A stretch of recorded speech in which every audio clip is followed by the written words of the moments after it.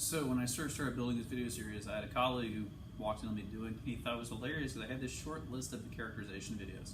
And I told him, like, this is just a first glance. There's probably more to it. And yeah, when he talked about NMR, I was like, oh, right. There's all those things that we have to talk about in all these videos. So, big thing about NMR. I did it for my graduate work. I loved it.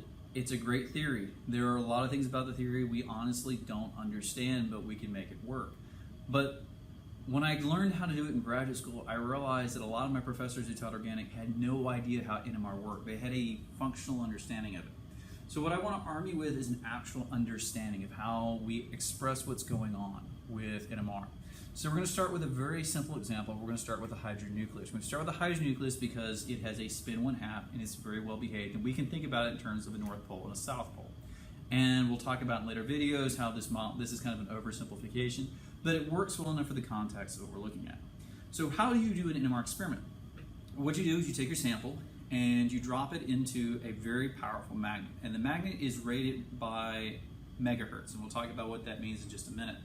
But you drop your sample in there, and if it's a liquid sample, what will happen is the random motions of the liquid will cancel out a lot of the undesired interactions, and we'll only get signal due to how the nucleus interacts with the magnetic field.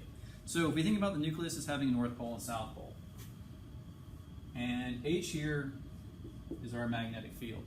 What we expect to happen is that a nucleus with a North Pole and a South Pole is going to align itself with the magnetic field. And this is what happens for a spin 1/2 nucleus.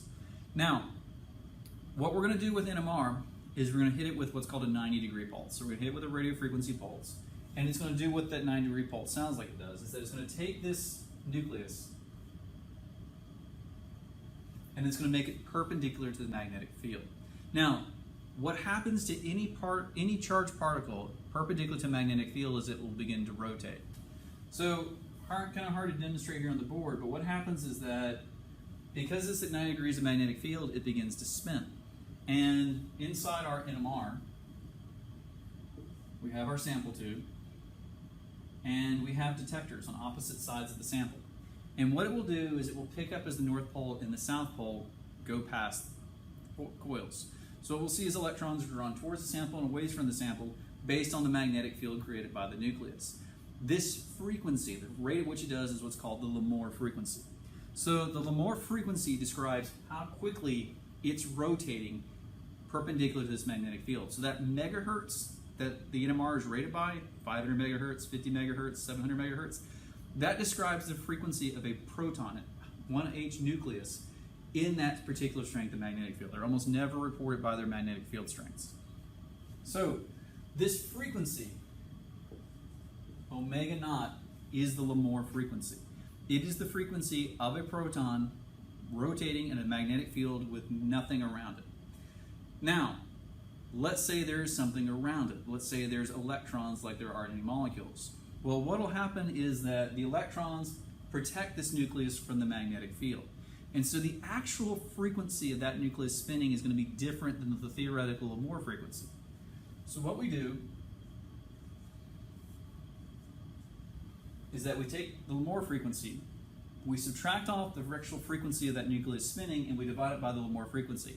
And this ends up being a teeny tiny number. It ends up being 1 times 10 to the negative 7. So this is why we end up getting units of ppm. And this difference between the actual frequency and the NMR frequency times 10 to the 6 is your chemical shift, your delta in ppm, parts per million. And parts per million because typically these frequency shifts are only a little bit. For carbon it can be more, other nuclei are more sensitive, but typically with hydrogen, chemical shifts are from 12 to -2. Now, a shift from 12 means that it's spinning faster, a shift to -2 means that it's spinning slower. Now, practical aspects of this. You're probably asking yourself, why doesn't this nucleus stand up? It will. And that's what I call there are 2 relaxation times. The first relaxation time is how long it takes for this spinning nucleus to stand up and suddenly be parallel to the magnetic field again. When it does that, we can no longer pick up a signal. But also keep in mind, they're all spinning at slightly different frequencies, right? So if we have hydrogens in different environments, what'll end up happening is some will spin faster than others. So even though they're all spinning, they start spinning slightly out of alignment with each other. and we start getting this smearing of signals. We start losing intensity. This is the second relaxation time, which is the dephasing. Basically, because they're all spinning at different rates, eventually they kind of create this sphere of magnetic poles, like a whole bunch of magnets just turn in a circle, so there's really no way to pick up these oscillations. So, what we measure in the NMR is, I'll try to plot it for you here.